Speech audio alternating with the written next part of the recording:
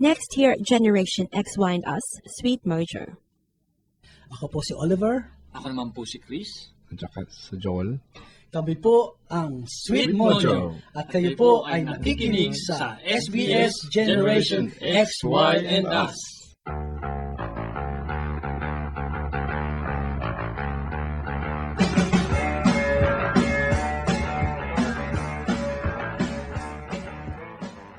Hello, Sweetmojo, and welcome to SBS Radio. Thank you. Thank you. Hello. Can you please introduce yourselves to our listeners? My name is Oliver. I'm the guitarist. My name is Chris, and I'm the drummer. And I'm Joel on keys. Cool. Now, can you please tell us a little bit about the history of Sweetmojo? How were you guys formed? We started off a few years back as a trio, just an acoustic band. We progressed from playing from like the Chinese restaurants and stuff, and to doing weddings, and then now we kind of do more original song, which is good, I guess. Yeah. So how long ago is this when you That was formed? back in 2003. Yes, Cool. And this is in Australia, yeah? that's in Australia. Yeah. Ah, cool. The first song is called Tao Lang. Now, can you please tell us about this track? You know that song, Sana Dalawa Ang Puso Ko?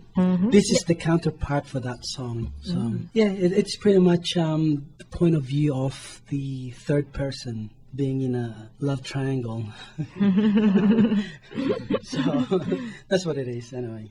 Cool. And you wrote this, didn't you? Yes, I do. Yeah. Is it something from a personal experience or? No.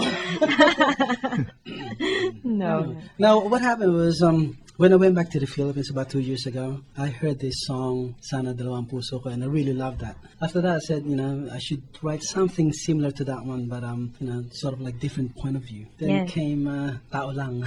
It's like being on the other side of the story. That's right.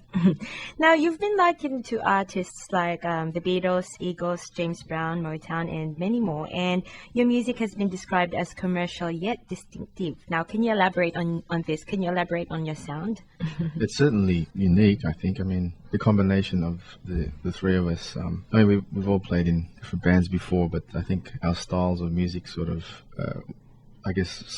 differ slightly as individuals. So I think when we combine them in this group, it's sort of really, It creates a different sound. which is, I think it surprised all of us. So particularly me, being the last one in. So, Yeah. It's, Yeah. Now, you've mentioned that you've all got different, you all came from different backgrounds. Is that an issue sometimes when you guys play in a band? No, actually, it's an advantage. Yeah. That's how we get all the sounds, different sounds, and ideas. ideas. Yeah. So It's sort of like every individual got their own influences, and it's like painting. You got different palettes and colors, and then you mix it up, and then you create something different out of those being individuals. So you sort of create another creature or whatever you call it. Yeah. So like each one of you, can you actually describe your influences? Like what sort of music did you get into it back then? well, I started off with the Beatles and more Beatles later on. It's just because I was self-taught. Pretty much whatever I can grab from the Jingle magazine. I don't know if it exists still, but The song hits? yeah, the song. Yeah, that's right. So Beatles, and then Lenny Kravitz, soul, like Hall & Oates. That's for me anyway. How about you, Chris? Well, I have different influences as well, apart from always listening to radio. I guess in saying that, there's no actually particular person or the artist that really mold me to where I am right now. It's more of I'm also a self-taught drummer, and until I listen to acid jazz from there, and then pop, and even the ones that are not being played back there in the Philippines. So I think it helped me. My influences contribute to where Sweetmojo is right now. Yeah. How about you, Joel? What are your influences? Pretty much what these two said, yeah. No, I love the Beatles. I grew up on that. And, ABBA. oh, yeah, can't forget them. But then, there's others like Savage Garden and the Eagles and Gwen Stefani. And, it's all mixed up. Eminem. I mean, I appreciate all kinds of music, but I think, they all somehow influence, my style of playing. And, MJ, Michael Jackson. oh, yeah. Chiquito. Now let's talk about doing cover music and original music. Now, your set lists are normally a combination of both, right? That's right. Is that correct? Yep. And what are the advantages and disadvantages of playing cover music? The advantages really is to pays. It pays to play cover music.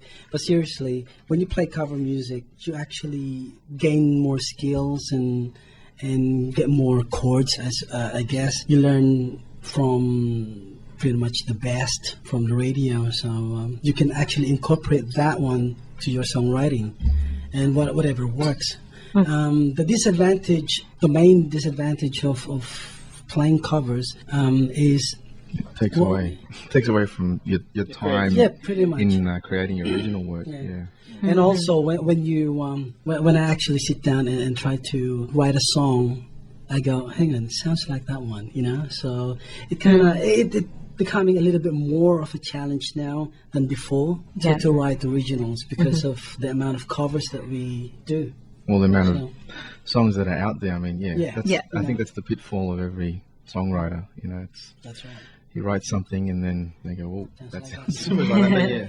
But that's the thing. I think when an individual writes a song, it's usually just on, one instrument and vocals, right? And that's the whole purpose of having a band like this, because each member brings their own sound and unique influence to it. And so, however the song started out as when you first write it, it changes completely when you add different elements. I mean, and that's exactly what's happened with these, the songs that we do now. Some of them have been written a long time ago, some of them recent, but they all have a real unique sound because of what each of us bring to it. Yeah.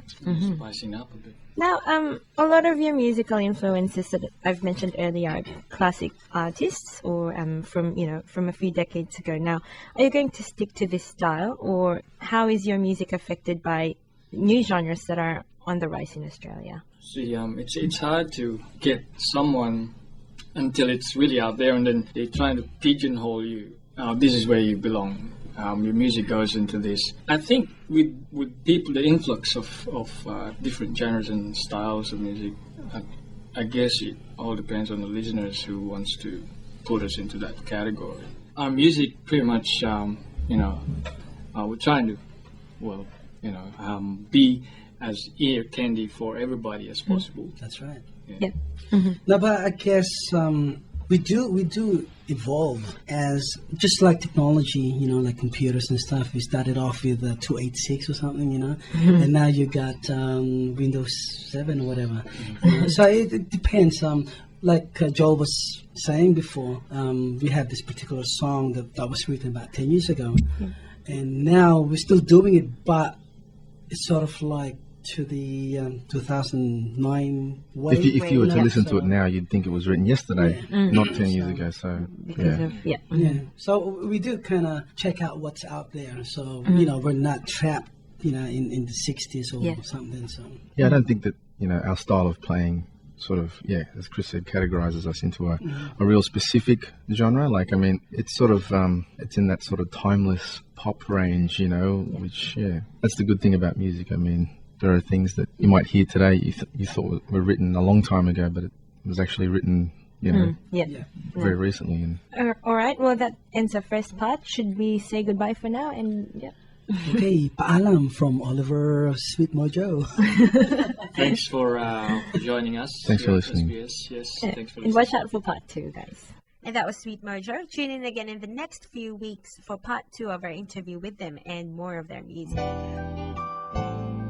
Here's one of their songs performed here at SBS Studios. Tao Lang. Sa awiting ito, kami ay magpapaalam na dito sa Generation X, Y, and Us. This is Anna Villanueva of SBS Filipino program.